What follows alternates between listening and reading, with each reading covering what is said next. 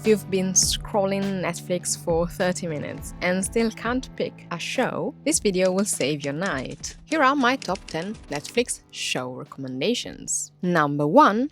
Dark. This is a German sci-fi mystery released between 2017 and 2020. In 2019, the disappearance of a child in a small town pulls 4 connected families into a dark mystery shaped by old secrets, fractured relationships, and the town's troubled past. The investigation becomes an intricate, mind-bending puzzle, revealing deeper connections between people and events that span generations. Writers should watch this and learn from it. It's a masterclass in writing. You will have to use some brain power to keep up with the characters, the relationships, and the overall intricate plot, but it will be worth it. And I don't know about you, but I find this degree of complexity rewarding. A little side note, no spoilers, but I'm watching From, and right now I'm still in the wondering phase, trying to put pieces together, unsure whether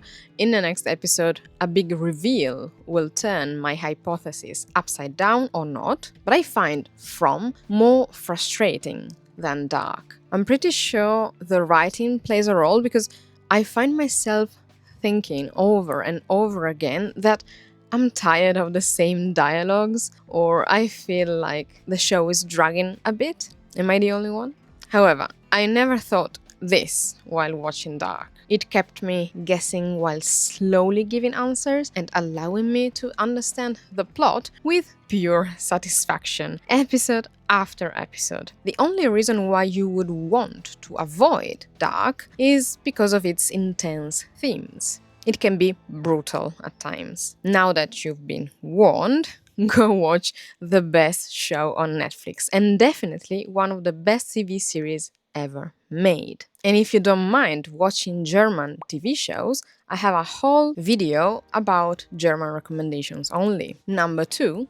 The OA. This is a sci-fi mystery supernatural series released between 2016 and 2019. After disappearing for 7 years, a young blind woman returns home with her sight inexplicably restored, leaving those around her both fascinated and uneasy. Now calling herself the OA and marked by strange scars, she begins to piece together what happened during her absence, while recruiting 5 strangers for a secret mission tied to her extraordinary abilities. This is such an original piece, with its slow reveal of clues, potential for conspiracy theories, and unanswered questions, mainly due to the show being cancelled, but if you watch it, you'll get what I mean. If you're not open-minded, this may be too odd or nonsensical for you, but I think it's clever, fascinating, compelling, and mind-bending. It's just perfect for me. There is a scene here that left me speechless. I won't get into details, just showing you a few clips out of context, but when I was a kid, I dreamt of this exact setting. It was one of my recurrent dreams or nightmares, depending how you see it. It had the same color palette, same structure, and it was equally terrifying and intriguing. Seeing this over 20 years later on screen was unsettling but also thrilling. Have you ever experienced anything like this when watching a show or a movie? Number 3.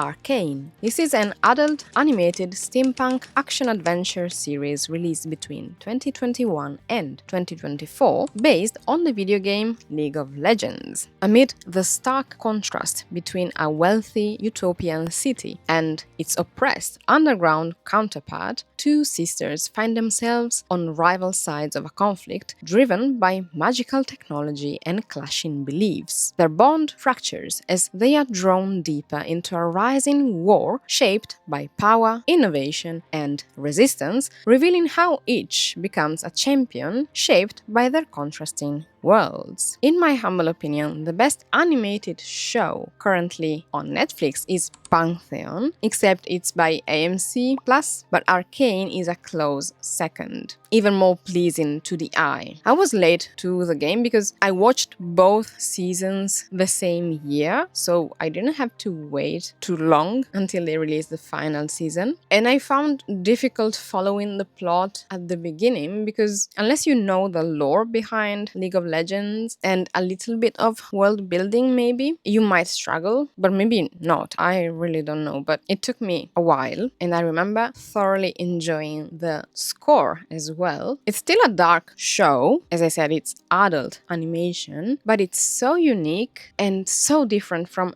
anything else you'll ever see that I think it's worth watching. No matter if you're into video games or TV shows based on video games. Number 4. 3 Body Problem. This is a sci-fi show, initially released in 2024 and still ongoing, based on the novel series Remembrance of Earth's Past. 5 brilliant friends make earth-shattering discoveries as the laws of science begin to unravel and an existential threat emerges. This growing crisis traces back to a fateful decision made in the 1960s China that echoes across space and time, ultimately forcing them to confront a danger that puts all of humanity at risk. I had heard about the books, which I never read, but had no clue a show was being made out of them. And unfortunately, there's a big criticism around this TV show because they swapped races and genders of most of the main characters, and to make it suitable for a larger audience, they had to simplify most scientific concepts, which were the strength of these books. So in a way, I wish I had seen the original TV show. I believe there was a TV show released in China. So I wish they had kept the characters with their own race and gender. But since I was not familiar with the source material, I didn't notice anything. And the main thing I was intrigued by was the mystery. I'm not so patiently waiting for the following season to be dropped. I have no idea if it will be next year or something. I hope so, because it's taking ages. Number 5. The Boroughs. This is a 2026 mystery sci-fi comedy. In a quiet retirement community, an unexpected group of residents is drawn together when a supernatural threat appears. As danger closes in, they must join forces to stop an entity determined to steal what they all lack: time. This is an engaging sci-fi mystery, and I know that nearly all of the recommendations I just gave you are sci-fi. I promise we will get into some other genres later on. But this one has a surprisingly heartfelt core because they balance eerie tension with a strong focus on its characters and relationships. It blends community drama and creature feature suspense in a way that feels natural rather than forced. I mean, it has some horror elements, but that's not the main thing you will see on screen. While watching it, I kept thinking that in this series, Pluribus meets the Thursday Murder Club. I checked and they filmed the show in the same location as Pluribus, but with different buildings. So if you miss the setting from Pluribus, you should check this out, even though they have nothing else to do with one another. I appreciated the senior cast. We don't see enough of it. Plus, this is also a stellar cast, and that's really satisfying to see. Maybe I'm too old, and that's why the percentage of shows with young protagonists or even under 30 feels too high to me, and so this is why I enjoy a senior cast. Am I the only one? The reason why I'm recommending this is not because it's outstanding. I mean, it's good. Rather, it was just released, while most of the other recommendations on the list came out years ago. So maybe this is the only one you missed. So check it out. Number 6. Mindhunter. This is a psychological crime thriller series released between 2017 and 2019, based on the 1995 true crime book Mindhunter inside the FBI's elite serial crime unit. 2 FBI agents push the boundaries of criminal science by exploring the psychological roots of murder and criminal behavior. In their efforts to understand and capture serial killers, they study deeply disturbed minds. As as their work progresses, they find themselves drawing uncomfortably close to real-life monsters. The character development makes this show more human, not necessarily looking at the serial killers being interviewed, rather the FBI agents. I can no longer look at the actors who had a criminal role in this series, not in the same way anymore. One of them really freaked me out, and if I were to see him elsewhere, I'd always be suspicious, like this must be the criminal, this must be a bad guy. The same happened watching Zodiac, for example. If you're into criminal psychology and don't mind a slow pace compared to an actual crime thriller, this is great. Just know that it ends abruptly, as it wasn't renewed for a third season, and Mindhunter fans are still mad about it. Number 7. Equinox. This is a Danish supernatural thriller series released in 2020 based on the Danish podcast Equinox 1985. Astrid was traumatized by the mysterious disappearance of a school class in 1999. 20 years later, when she finds out that the only survivor from 1999 mysteriously died, Astrid sets off to discover what really happened. This show is ominous, slow-paced, atmospheric, and very Nordic in themes and style. I liked it because it was different. If you're into the occult, folklore, rituals, and such, this is great. It's not a crowd pleaser though, so don't come for me if after the first episode you're bored, because it may simply not work for you. Another reason I enjoyed it is because the same actress is starring in The Chestnut Man, which is what I would recommend watching even before this. It's definitely better than Equinox, but we've already talked about it, so I wanted to mention something else. Number 8, we have 3 K-dramas: Hometown Cha-Cha-Cha, When Life Gives You Tangerines, and Crash Landing on You. The first and last are romantic comedies, the middle one is a romance slice of life. I'm not giving you the full plot summary, just a quick mention to the plot. In Hometown Cha-Cha-Cha, a dentist moves from the capital city to a small coastal town and meets her polar opposite. Then, When Life Gives You Tangerines, a rebellious girl and sincere boy grow up on Jeju Island and fall in love. We follow their family drama over decades. And finally, Crash Landing on You, in which we have a South Korean heiress who accidentally lands in North Korea. The real tear-jerker here is When Life Gives You Tangerines, but all made me cry at one point or another. These K-dramas give us the chance to learn about the history of South Korea, the societal structure, family expectations, but also food culture and traditions. I cannot watch any K-drama without, at least at some point while watching it, eat tteokbokki. For example, I need to have tteokbokki in front of me, or some tofu, something at least similar to the Korean cuisine, because maybe I don't have the exact ingredients they have. But food is featured in all episodes, no matter the type of Korean drama I've seen so far. These are all emotional and with many lengthy episodes, so you won't need to look for something else, at least for a while. These 3 were my favorites. I watched many more on Netflix, but for example, When Life Gives You Tangerines is the last one I saw exactly 1 year ago, and the score is still stuck in my head. I love it so much.